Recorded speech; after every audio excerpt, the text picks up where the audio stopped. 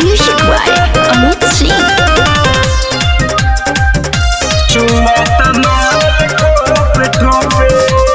सुते नहीं सुत बेला करे बड़ी तंग हो से जिया पर चढ़ी के करेला हर दम हो।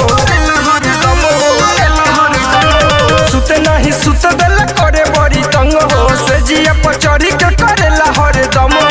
करेला चढ़ाई आवेला रोवाई चिल्लाई तो मुंह लागे तोपे तोपे तोपे। जब जब भतार वो में घोपे सखी रे चुआता माल ठोपे ठोपे हाय।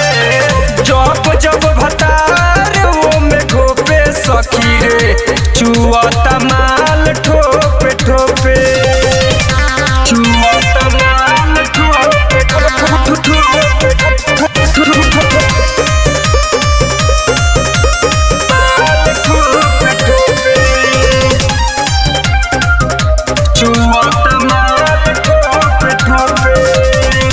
देहिया दरद करो से जिया पजूधल रे उठल ना बैठल जाला ऐसने मरद करे।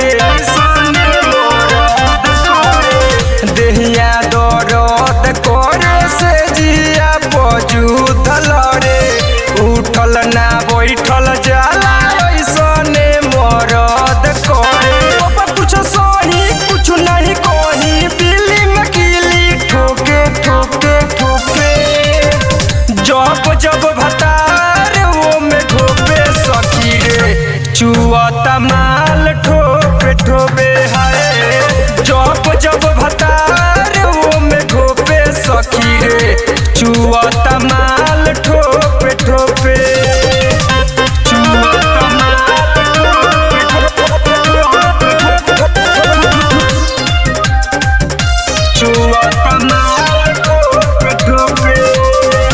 देखे ना दिन दोपहरी जाला नाई घरवा से बहरी से जिया पर रोजे रोज खाके ई तो आवेला लहरी। देखे ना दिन दोपहरी जाला नाई घरवा से बहरी से जिया पर रोजे रोज खाके ई तो आवेला लहरी।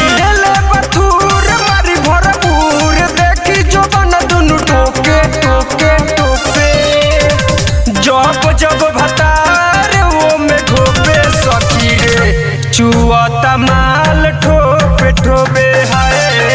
जब जब भतार वो में घोपे सखी रे चुआता माल ठोपे ठोपे।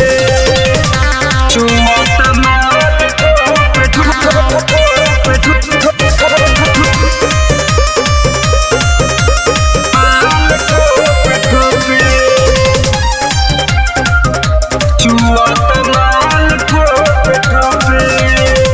अर्जुन आनंद कहे घरवे में घुसल रहे सोनू और राजा खाली उठावा के चूसत रहे।